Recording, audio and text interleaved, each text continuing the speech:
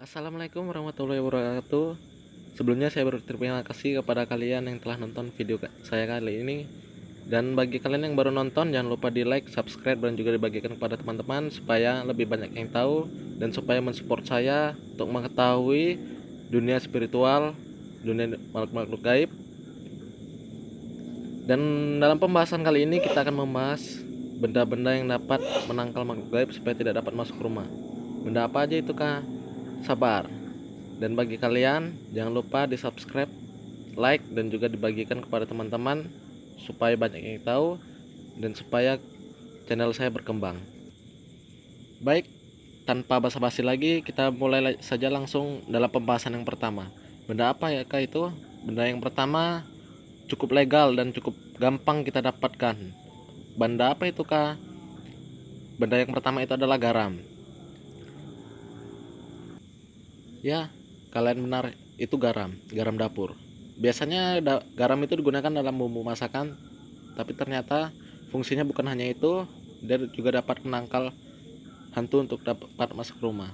Bagaimana caranya kak? Sabar, kita akan bahas satu persatu. Garam, cara menggunakannya ialah kalian gunakan garam secukupnya untuk menabur rumah.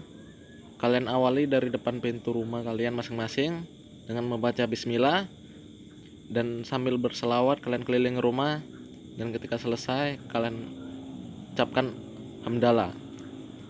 Dan insya Allah dengan taburan garam tersebut, makhluk-makhluk gaib seperti setan, hantu, kuntilanak, pocong, dan lain-lain insya Allah tidak akan dapat masuk rumah karena garam tersebut. Baik, kita lanjut ke benda yang kedua. Benda yang kedua itu adalah jarum jahit. Kenapa jarum jahit kah? Saya juga kurang paham untuk menjelaskannya, tapi yang jelas memang jarum jahit berfungsi juga sebagai penangkal hantu. Bagaimana caranya kah? Cukup mudah. Kalian tinggal ambil jarum jahit yang baru yang belum pernah digunakan dan sediakan benang warna hitam atau putih. Benang warna hitam atau warna putih tersebut kalian potong kurang lebih 3 jengkal. Kemudian kalian lipat menjadi 3 dan kalian letakkan di depan pintu rumah, pintu belakang, dan pintu manapun yang kalian miliki. Jika kalian tinggal di rumah yang bertingkat, bisa juga diletakkan di pintu tingkat atau dimanapun.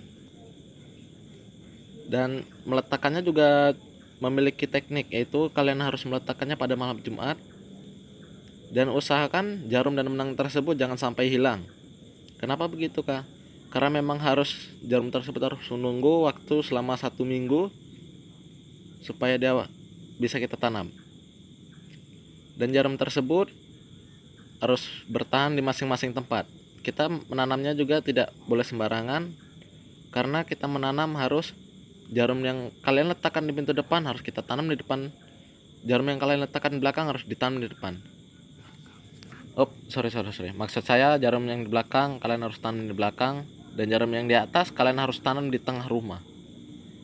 Dan kalau bisa benang itu harus tetap ada sekaligus, tapi jika tidak ada tidak masalah, yang penting kita harus mempertahankan jarum tersebut supaya tidak hilang. Dan barang yang ketiga itu cukup mudah, yaitu paku ataupun besi. Yang lebih mudah dijumpai itu adalah paku. Kalian bisa menggunakan paku yang berukuran 5 inci dan kalian tanam di depan rumah dan pintu belakang kalian. Tanamnya juga kita tidak bisa sembarangan, kita harus menanamkannya tidak terlalu dalam dan tidak juga terlalu dangkal. Kira-kira seberapa itu kak? Cukup mudah.